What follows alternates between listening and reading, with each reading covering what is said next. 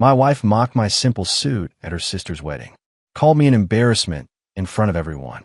Then the groom's father saw my cufflinks, went pale, and whispered, "Those are custom Vanderbilt." Who is he?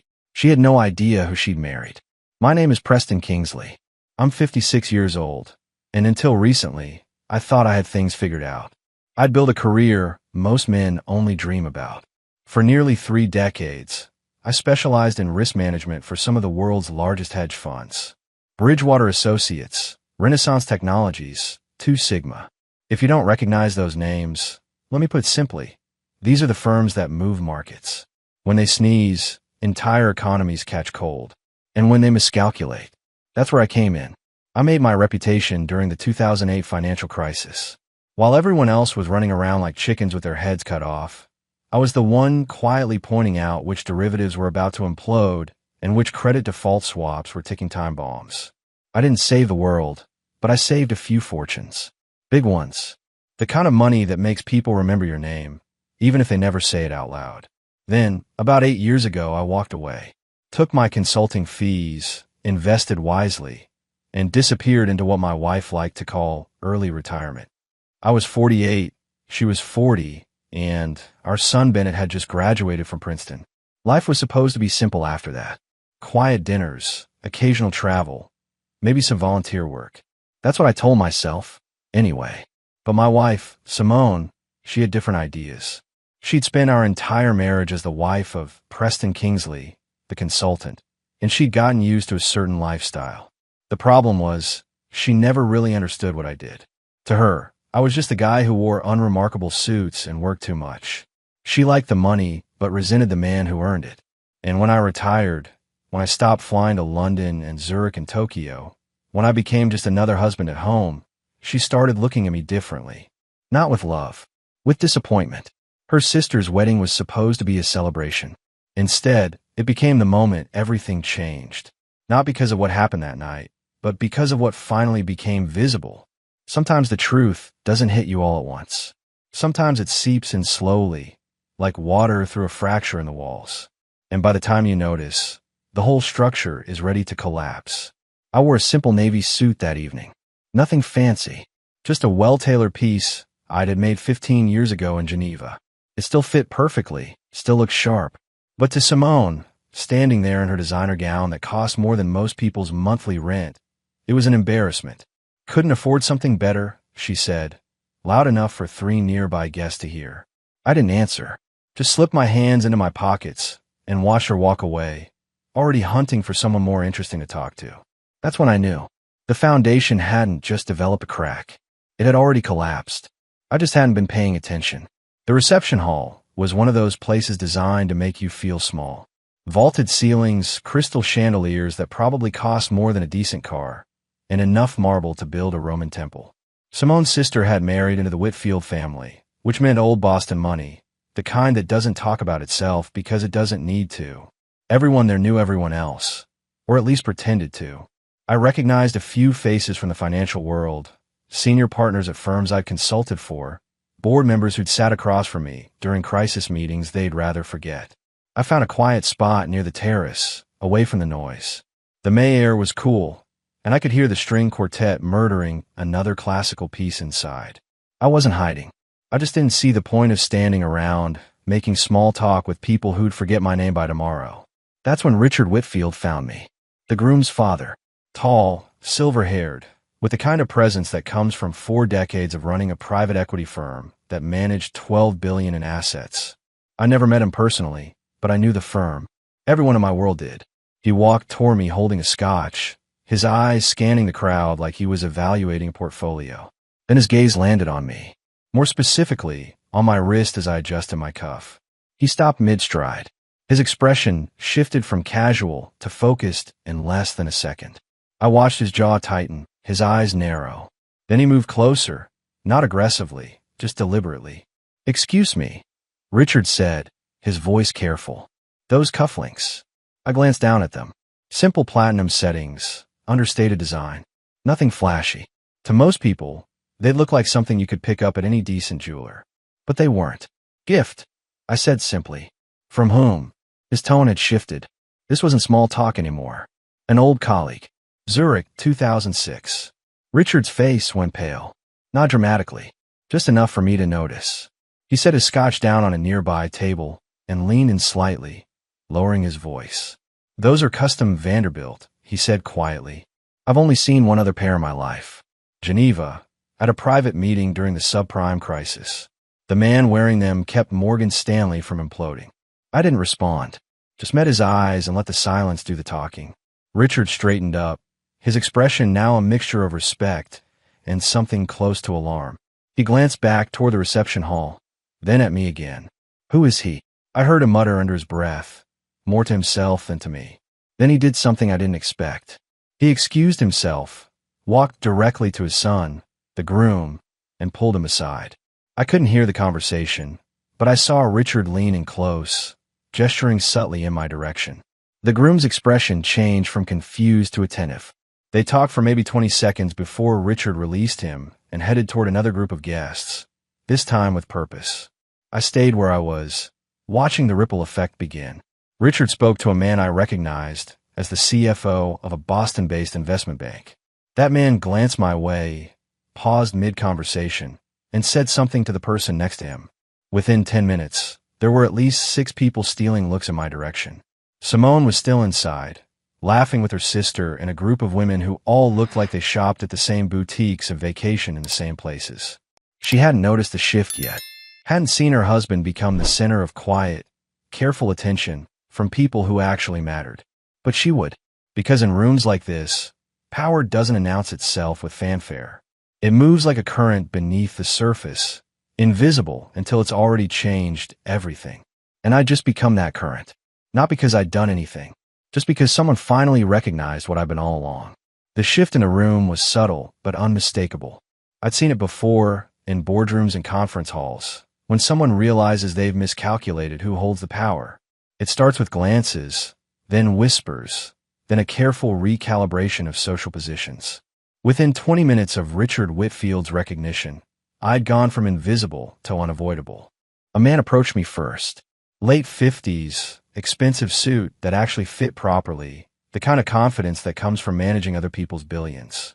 I recognized him immediately. David Fletcher, senior partner at Blackstone. We'd crossed paths during the 2011 European debt crisis, though he probably didn't remember. I'd been the one who told his team which sovereign bonds would survive and which would implode. They'd listened, made a fortune. "Preston Kingsley," Fletcher said, extending his hand. Not a question, a statement. I shook it. "David, I thought you disappeared after Geneva," he said, keeping his voice low. "Heard you went completely off the grid." "I did. So what brings you here?" "Don't tell me you're related to the Whitfields." "My wife's sister married into the family," I said simply. Fletcher's eyebrows went up. "Your wife." He glanced across the room where Simone was holding court, her laugh carrying over the ambient noise. "Does she know?" "Know what?" "Who you are. What you did." I sipped my water. "She knows I used to consult. That's about it." Fletcher looked at me like I just told him I own a bridge in Brooklyn. "You're serious?" "She never asked for details." "Jesus." He shook his head slowly. "Preston, you saved Renaissance Technologies from a complete meltdown in 2008. You identified the derivative exposure that would have bankrupted them before anyone else even saw it coming. Jim Simons himself told me you were the smartest risk analyst he'd ever worked with. That was a long time ago. Not that long. And people remember. Hell, I remember. You called the subprime collapse 6 months before it happened.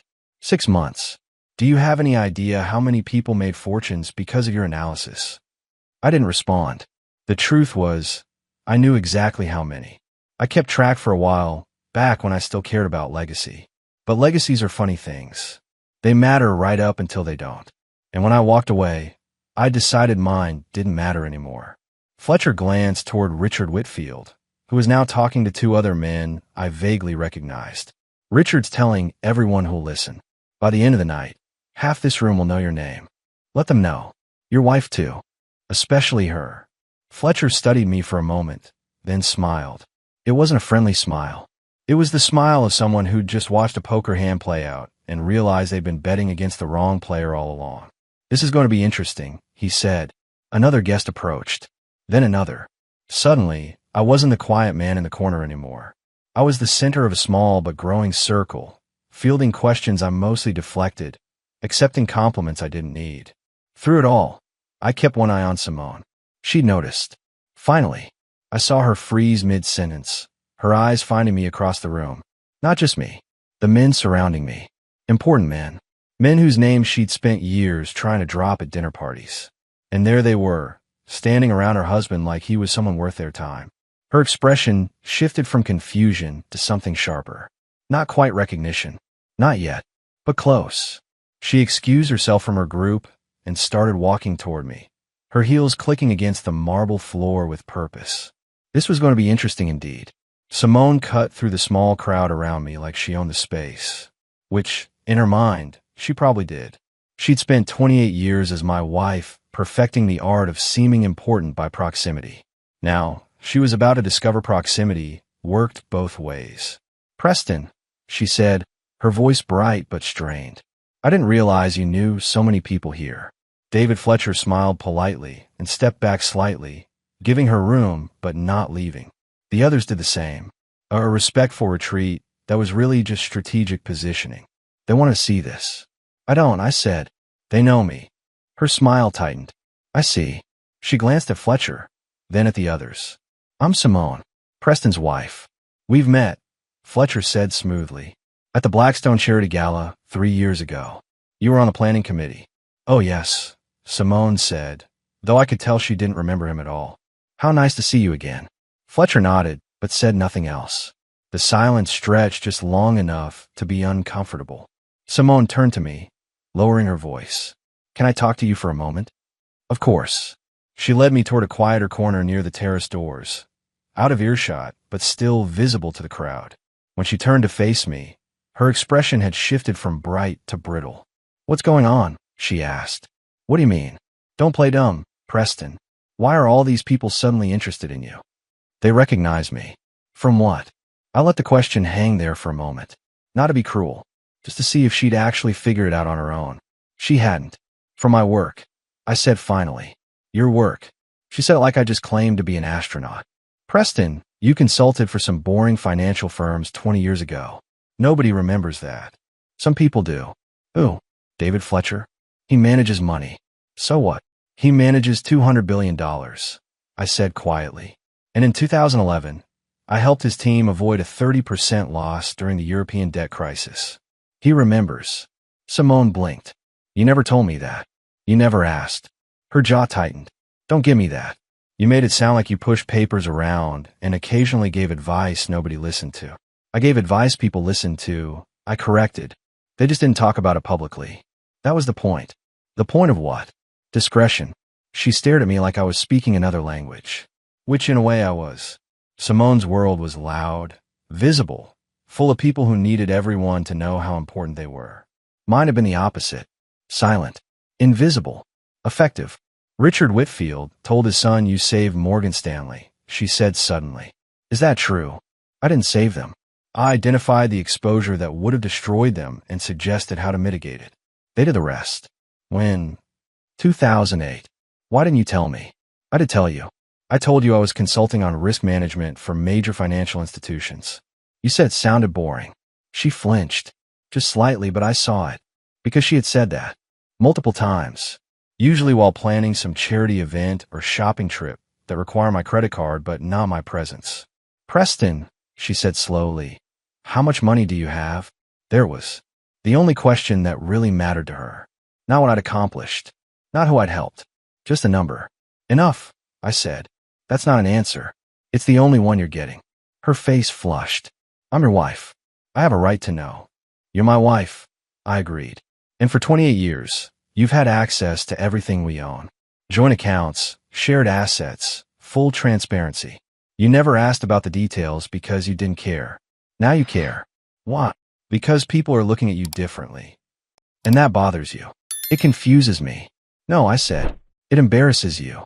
Because for 28 years, you've treated me like I was lucky to have you. Like you were the star, and I was just the guy who paid the bills. And now you're realizing you might have miscalculated." She opened her mouth to respond, but nothing came out. Behind us, I could hear the reception continuing, the music and laughter and careful social choreography. But in our little corner, everything had gone very, very quiet. "We'll talk about this at home," she finally said. "No," I replied. "We won't." The terrace was quieter, but not empty. A few guests had escaped the reception for fresh air and hushed conversations. I found a spot near the railing, looking out over the manicured gardens that probably required a full-time staff to maintain. The May evening was cooling down, and I could hear the faint sound of the string quartet through the open doors behind me. I wasn't alone for long. "Dad." I turned. Bennett stood a few feet away, his expression caught somewhere between confusion and something I couldn't quite read. "My son, 27 years old, Princeton graduate, now working as an analyst at Goldman Sachs. Smart kid, driven. He'd inherited his mother's ambition, but I'd always hoped, my patience." "Bennett," I said, "enjoying the wedding?" "Not really." He moved closer, leaning against the railing next to me. "Dad, what's going on? You'll have to be more specific." "Richard Whitfield just pulled me aside. He said I should be proud to have you as a father. Said you're one of the most brilliant risk analysts of your generation." Bennett paused. Then he asked if I knew you'd saved Renaissance Technologies from collapse in 2008. I didn't respond immediately, just watched a couple walking through the gardens below, completely unaware of the conversations happening above them. "Did you?" Bennett pressed. "Save Renaissance. I identified a problem they hadn't seen yet. They fixed it themselves." "That's not what Richard said. He said Jim Simons personally credited you with preventing a complete meltdown. Said your analysis of their derivative exposure was the most thorough risk assessment he'd ever seen." "Richard talks too much." "Dad." Bennett's voice had an edge to it now. Not anger. Frustration. "Why didn't you ever tell me?" "Tell you what?" "That you weren't just some consultant who worked for boring financial firms. Mom always made it sound like you pushed papers and attended meetings nobody cared about. She said you retired early because you were burned out and the work wasn't that important anyway. Your mother said a lot of things." Bennett turned to face me fully. "I work at Goldman Sachs. Do you know what people there would give to have your reputation? I mentioned your name to my managing director last month, just in passing. He asked if I was related to Preston Kingsley, who consulted during the subprime crisis. I said I didn't know." "I didn't know, Dad, because you never told me. Would it have changed anything?" "Yes. Hell yes, it would have changed things. I spent my entire life thinking you were just comfortable, successful enough to retire early, but not remarkable. And now I'm finding out you were the guy behind some of the biggest crisis management decisions in modern finance." I was one of many voices. "Stop doing that," Bennett said sharply. "Stop minimizing it. David Fletcher told me you called the subprime collapse 6 months before anyone else. He said you identified the exact mechanisms that would trigger the cascade. You probably saved the entire global financial system from something even worse." "That's dramatic." Is it really?" Bennett ran a hand through his hair, a gesture he'd picked up from me.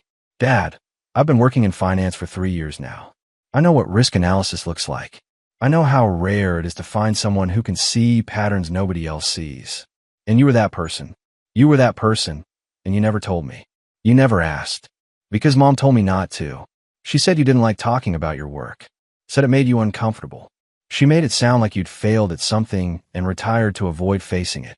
I felt something cold settle in my chest. Not surprise. I'd suspected Simone had shaped Bennett's perception of me, but hearing it confirmed was different. Hearing my son say it out loud made it real. "Your mother," I said carefully, "has her own version of events. It's not necessarily accurate, but it's what she needs to believe." "Why would she need to believe you were a failure?" "Because the alternative is more threatening." Bennett stared at me. "What alternative?" "That I was successful, respected, important in ways she couldn't control or take credit for. Your mother needs to be the center of attention, Bennett. She always has. Having a husband who was quietly influential didn't fit her narrative. So she rewrote it." "That's..." Bennett trailed off, looking back toward the reception hall.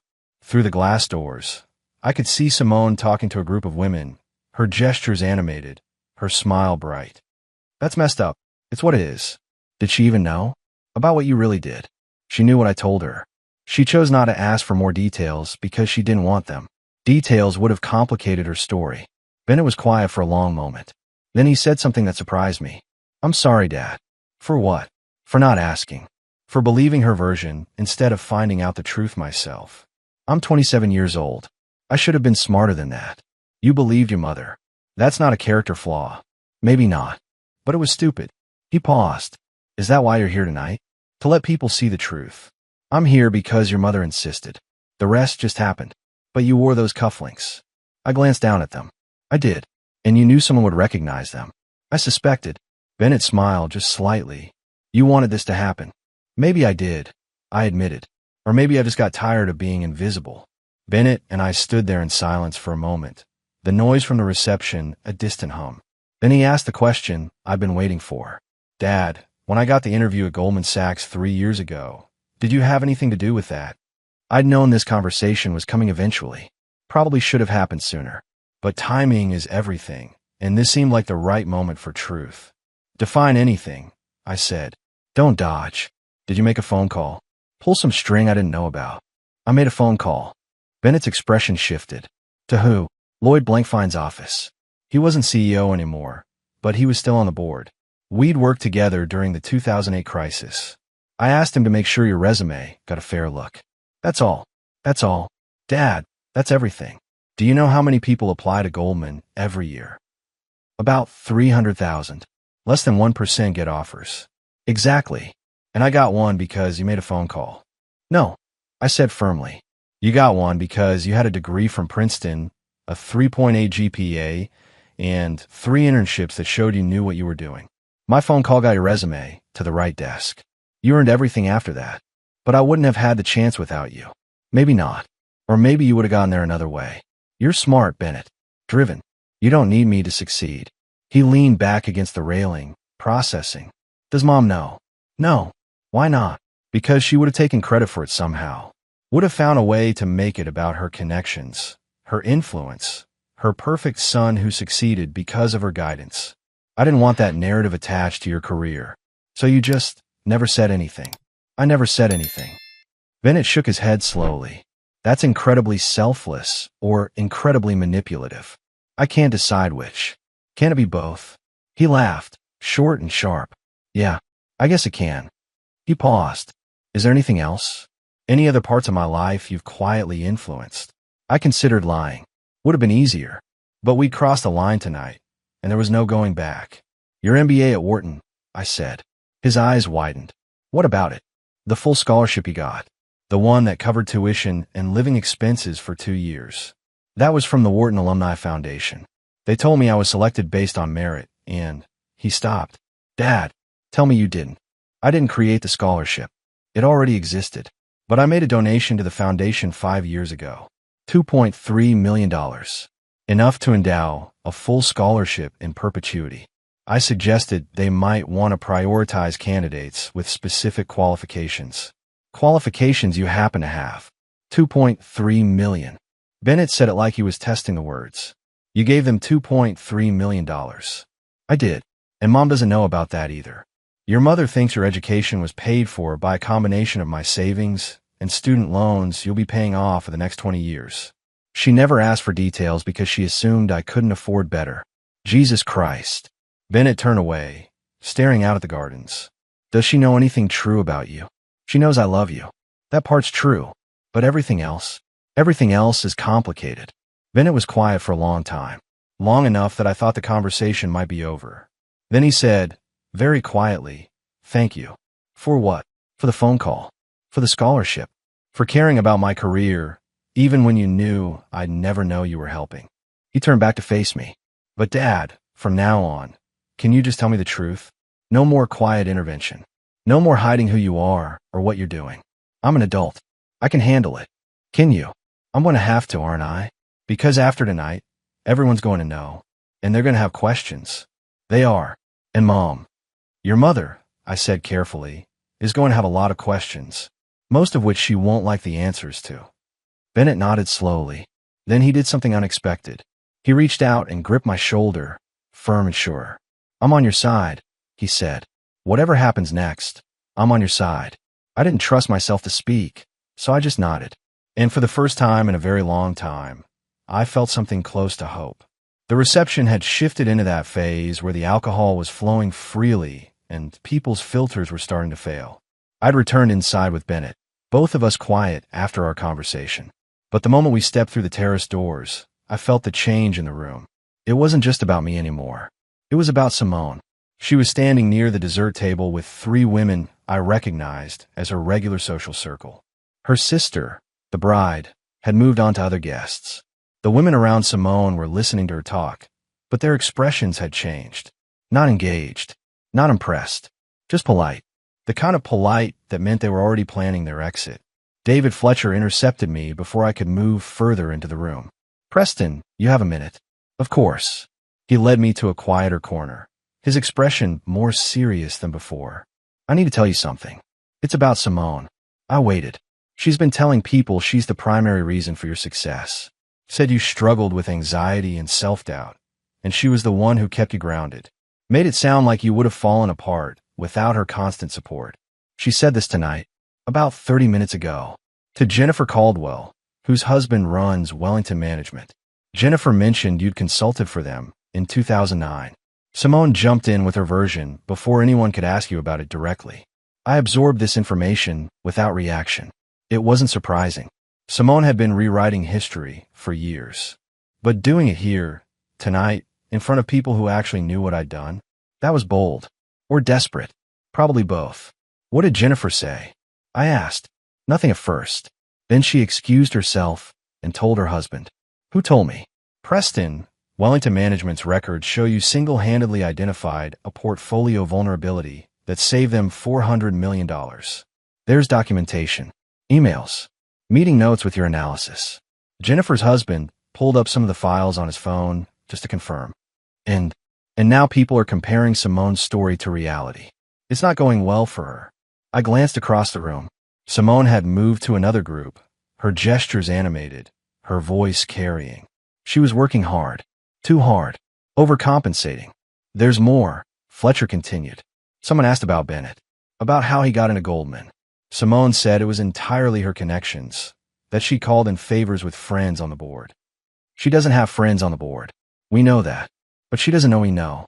Preston, she's been building a narrative about herself for years, and it's all coming apart tonight. People are fact-checking her in real time." Bennett appeared beside us. "Dad, I need to talk to you." "What happened?" "Mom just told Mrs. Whitfield that she was the one who funded my Wharton education. Said she'd saved carefully for years and made sacrifices so I could have opportunities you couldn't provide." Fletcher's eyebrows rose. "That's a bold claim." "It's a false claim," I said quietly. "And Mrs. Whitfield probably knows it." "She does," Bennett confirmed. "Her husband is on Wharton's development board. He checked the scholarship records on his phone. Saw your donation. Saw your name on the endowment." "How did Simone react when she found out?" I asked. "She doesn't know yet. Mrs. Whitfield didn't confront her. Just excused herself. But Dad, people are talking. Really talking. And not in Mom's favor." I looked across the room again. Simone was still performing, still trying to control the narrative. But the audience had changed. They weren't buying it anymore. "Should I say something?" Bennett asked. "Should I tell her to stop?" "No," I said. "Let her finish." "Dad." "Bennett, your mother has spent 28 years building a version of reality that puts her at the center of every success. Tonight is the first time that version is being tested against facts. Let her see what happens when stories meet evidence." Fletcher was watching me carefully. "You're not going to step in." "Why would I?" "She made her choices. Now she gets to live with the consequences." "That's cold, Preston." "No, it's fair." I left them standing there and walked toward the bar. Not for alcohol, just for space. But I didn't make it 3 steps before Richard Whitfield intercepted me. "Preston," he said, his voice low, "we need to talk about the foundation." "What foundation?" "The one your wife claims to run. The Brighton Children's Foundation. She's been telling people she's the executive director, that she built it from nothing." "She's on the board," I said. "She's not the executive director." "I know. I sit on the advisory committee. We had a meeting last month. She attended for 20 minutes, contributed nothing, then left early to make a spa appointment." "That sounds right." "Preston, the foundation receives an anonymous donation of $500,000 every year. Has for the past 8 years. That's you, isn't it?" I didn't answer. "It is you," Richard said. "And she doesn't know. She's been taking credit for the foundation's growth and success. telling people she's personally responsible for its expansion. But the entire operating budget comes from your money. The foundation does good work, I said. That's what matters. Agreed. But she's building her reputation on work she's not actually doing. And tonight, people are figuring that out. The reception was winding down, but the damage was accelerating. I watched from my position near the bar as Simone moved from group to group, each conversation shorter than the last. People were being polite, but the warmth was gone, replaced by something else. Not hostility, just distance. Bennett rejoined me, his expression troubled. Dad, this is getting bad. I know. Shouldn't you do something? Like what? I don't know. Say something. Tell people to back off. Defend her. Defend her from what? The truth. Bennett flinched. She's still my mother. Yes. And she's still my wife. That doesn't mean I need to protect her from consequences she created herself. We watched as Jennifer Caldwell approached Simone. The conversation was brief. I couldn't hear the words, but I saw Simone's expression shift from confident to defensive. Jennifer said something else, her tone firm but not cruel, and then walked away. Simone stood there for a moment, alone in the middle of a crowded room. Then she looked around, really looked, and for the first time tonight, I saw her understand what was happening. The smiles were thinner, the greetings briefer. People were avoiding eye contact, finding excuses to move elsewhere. She was being iced out, slowly, carefully, but unmistakably. Her eyes found me across the room, not with anger, with panic. She walked toward me quickly, her heels clicking on the marble floor. When she reached me, her voice was tight. We're leaving. Now. The reception isn't over. I don't care. We're leaving. You go ahead. I'll find my own way home. Her eyes widened. Excuse me. I said you can leave. I'm staying. Preston, people are saying things. Horrible things. About me. Are they saying things that aren't true? She opened her mouth, then closed it. You're enjoying this. No. I'm observing it. There's a difference. This is your fault. You told people things. You made me look bad. Simone, I haven't said a word about you all night. Not one word. Everything people are learning, they're learning because you told stories that didn't hold up under scrutiny. That's not fair, isn't it? You told Jennifer Caldwell I struggled with anxiety and needed your support. Jennifer's husband has emails from me from 2009 showing detailed analysis and strategic recommendations. No anxiety, no hesitation, just work. You told Mrs. Whitfield you funded Bennett's education. Her husband sits on Wharton's development board. He knows exactly who paid for it. You've been rewriting history for years, and tonight it finally caught up to you. Tears formed in her eyes. Real ones, I thought, or maybe just strategic ones. Hard to tell anymore. Why are you doing this? She asked. I'm not doing anything. You did this yourself. By coming here, by wearing those stupid cufflinks, by being who I've always been. The problem isn't that people are learning the truth about me, Simone. The problem is they're learning the truth about you. She slapped me, not hard, but sharp enough that several nearby guests turned to look. The room went quieter, not silent, but noticeably hushed. I didn't react, just stood there, feeling the sting on my cheek, watching her realize what she'd just done. Bennett moved closer. Mom, don't, she said, her voice breaking. Don't you dare take a side. I'm not taking sides. I'm asking you to stop. Stop what? Defending myself. Protecting my reputation. You don't have a reputation to protect anymore, I said quietly. Not after tonight. Her face went pale. What are you saying? I'm saying you built your entire identity on being someone you're not. And now everyone knows. You can keep fighting it, keep trying to salvage the story. Or you can accept reality and figure out who you actually want to be going forward. I want to be your wife. No, you want to be the wife of someone important. You want the status, the access, the reflected glory. You never wanted me. You wanted what I could give you. That's not true, isn't it? When was the last time you asked me how I was feeling? When was the last time you cared about my thoughts, my concerns, my life separate from what I could provide for you? She had no answer. Just tears streaming down her face, mascara running. The perfect image she'd spent hours constructing falling apart in real time. I'm going to the hotel, she said finally. You can do whatever you want. She turned and walked away. Bennett started to follow, but I caught his arm. Let her go, I said. Dad, she's falling apart. I know, But sometimes people need to fall apart before they can rebuild themselves into something honest. Bennett looked at me, his expression torn. You really don't care, do you? I care. But I stopped trying to save her from herself a long time ago. Tonight, she chose to perform instead of being real. Now she gets to live with what that cost her. We watched Simone disappear through the main doors, alone. Several guests noticed. A few whispered. Most just returned to their conversations, already moving on. Richard Whitfield approached. Preston, I'm sorry about all this. Don't be. You didn't do anything wrong. Still, this wasn't how the evening was supposed to go. No, I agreed. It went exactly how it needed to. I didn't go home that night. Richard Whitfield offered me a guest room in their estate, and I accepted. No point driving back to a house where Simone would be waiting with either tears or accusations. Probably both. I needed space to think, and their guest suite provided that. Quiet, clean, anonymous. Bennett stayed too, taking the room next to mine. We didn't talk much. Just a brief goodnight, and the understanding that tomorrow would bring complications neither of us wanted to face yet. Morning came with weak sunlight through expensive curtains. I found Bennett in the breakfast room, staring at his phone with an expression that told me everything I needed to know before he said a word. Mom's been calling, he said, 17 times since 6 this morning. Have you answered? No. I don't know what to say to her. Then don't say anything yet. He looked up at me. Dad, we can't just ignore her forever. We're not ignoring her forever.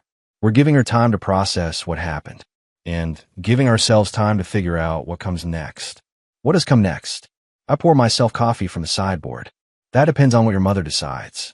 She can accept reality and work on becoming someone authentic.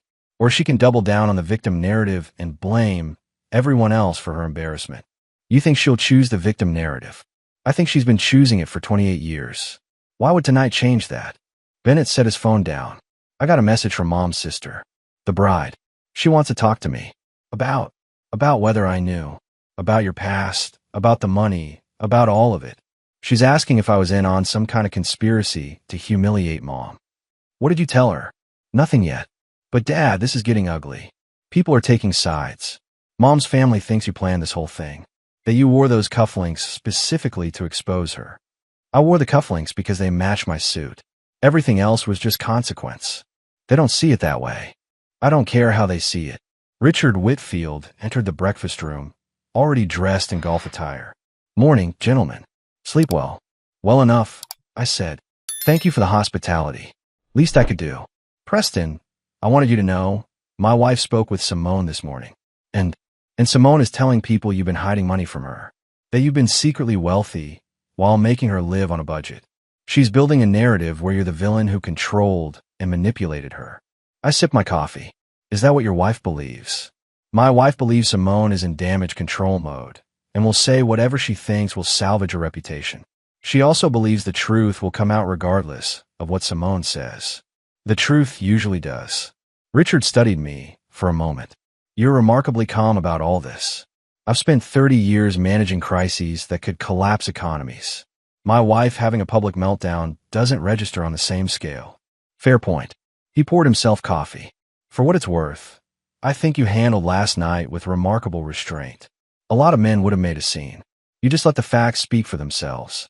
Facts are more effective than scenes. Bennett's phone buzzed again. He glanced at it, then at me. It's Mom.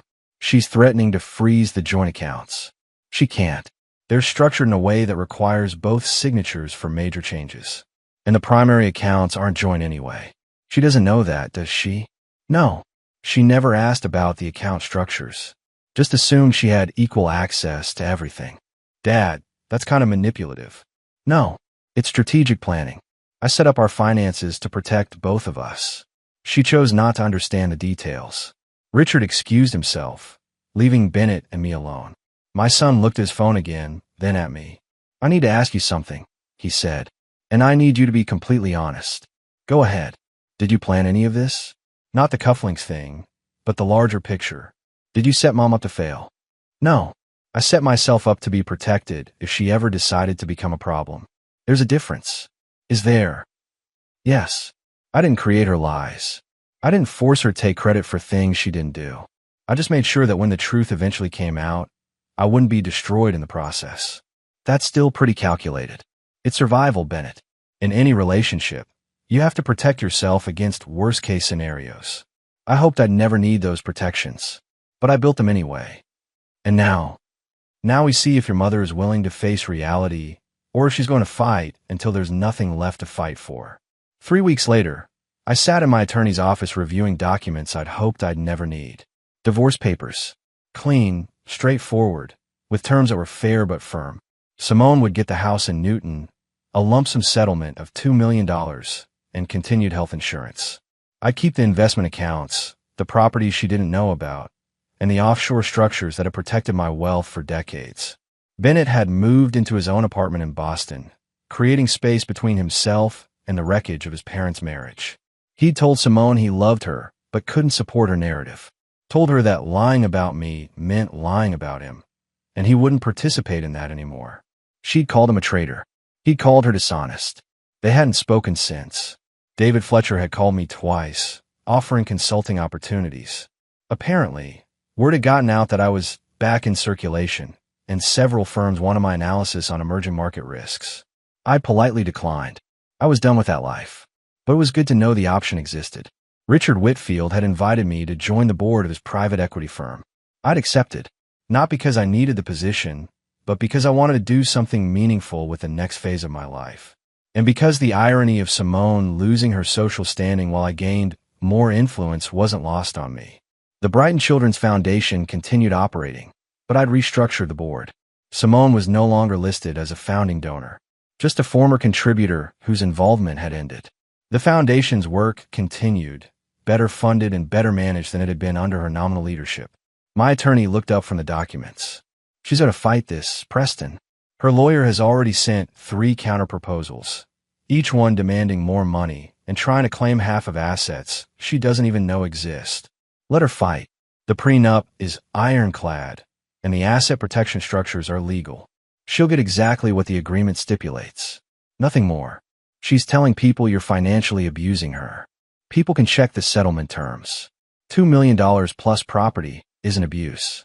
It's more than fair. She also claims you isolated her socially. I didn't isolate her. She isolated herself by building a reputation on lies. When those lies were exposed, people made their own choices about whether to associate with her. The attorney nodded slowly. You've thought this through. I've had 28 years to think it through. I signed the documents, each signature feeling like closing a chapter one should have ended years ago. Not with anger, not with regret, just with clarity. Bennett met me for dinner that evening at a quiet restaurant in Cambridge. He looked tired, but more settled than he had in weeks. Mom's lawyer called me, he said.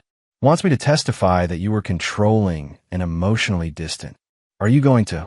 No, because it's not true.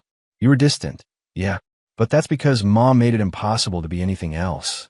Every time you tried to engage, she either dismissed you or found a way to make it about her. You don't have to defend me, Bennett. I'm not defending you. I'm just stating facts. And I told her lawyer that if they push this, I'll provide documentation of every lie Mom told about her family. The Wharton scholarship, the Goldman interview, the foundation, all of it. That won't make her hate you less. I know, but it'll make me hate myself less. And that matters more. We ate in comfortable silence for a while. Then Bennett asked the question I'd been expecting. Do you think she'll ever understand what she did wrong? Probably not.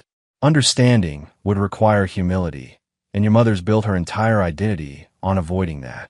So, she'll just keep being the victim. Most likely. But that's her choice, not our burden. What about you? What's next for Preston Kingsley? I smiled slightly. Work that matters. Relationships that are honest. A life that doesn't require performance. Sounds simple. It is. That's what makes it valuable. Bennett raised his glass. To simple. I raised mine. To honest. We drank, and for the first time in 28 years, I felt like I could breathe. Not because I'd won anything, not because Simone had lost, but because I'd finally stopped pretending that a marriage built on illusions could ever become real. Some structures are too damaged to repair.